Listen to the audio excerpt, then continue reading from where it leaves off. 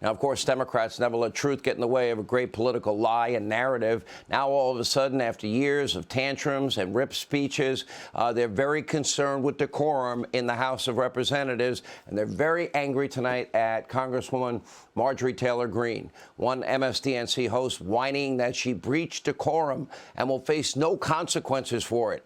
Election denier himself, Jamie Raskin, calling her ridiculous and brought up George Santos. Why don't you bring up the congenital liar, your friend Adam Schiff? It's all they seem to be able to talk about. And meanwhile, Chelsea Handler called her a miserable moron. And the always classy ladies of The View, they even attacked her wardrobe. I didn't know that they were such fashion experts on that show, but take a look. I was distracted by Marjorie Taylor Greene's jacket. Oh my God! It looked like she skinned my puppy. Yeah. I was very. Alyssa, yeah. There's Herbie not being pleased by this look. It was like a little Cruella de Vil.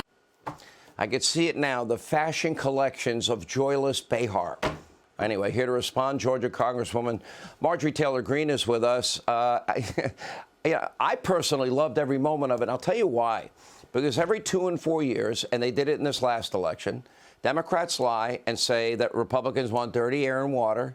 They want to throw Granny and Grandpa over a cliff. They want to take away Social Security. They're racist, sexist, homophobic, xenophobic, transphobic, and it goes on.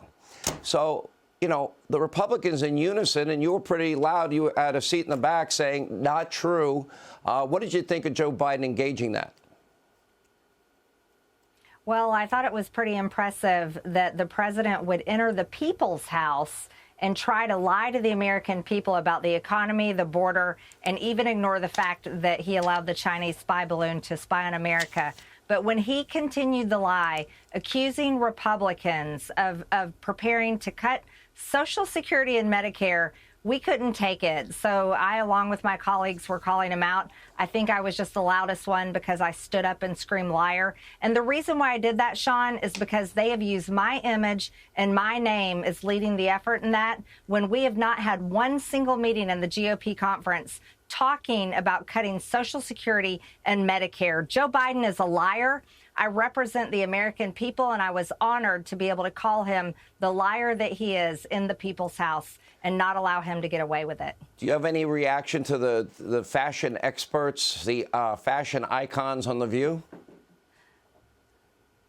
Well, I have to say, Sean, occasionally I get yelled at by old white women, and I always know that they watch The View because those are some nasty women on that show, and they have no right to insult anyone's fashion. I was wearing a wool coat, actually, and it's one of my favorite coats because I got it in Wyoming when I was campaigning against and raising money to beat Liz Cheney. And I was happy to wear it to the State of the Union last night because it simply went with my dress. So, I'll challenge the women on The View anytime for a debate because they represent the worst part of America, the worst views. And to be honest with you, no one in my district cares what they think.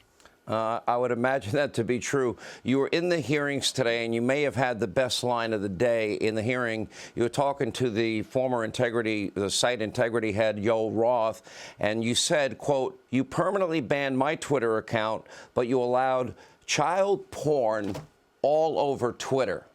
What does that tell you?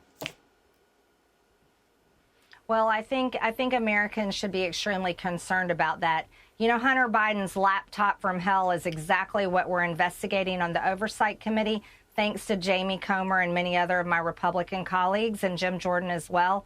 But who else may have a disgusting laptop? That's Yoel Roth, because he's on record with some very disturbing views about minors and child porn. As being the guy in charge of Twitter and safety, he permanently banned my Twitter account for a year during my election. He permanently banned President Trump and many conservative Americans for simply using their freedom of speech.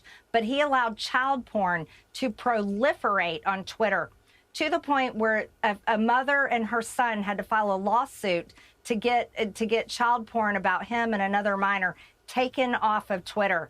Yoel Roth has a lot to be concerned about, and I hope that we investigate him more. All right, Congresswoman, we're going to follow these hearings very closely. We appreciate you being with us. Hey, Sean Hannity here. Hey, click here to subscribe to Fox News YouTube page and catch our hottest interviews and most compelling analysis. You will not get it anywhere else.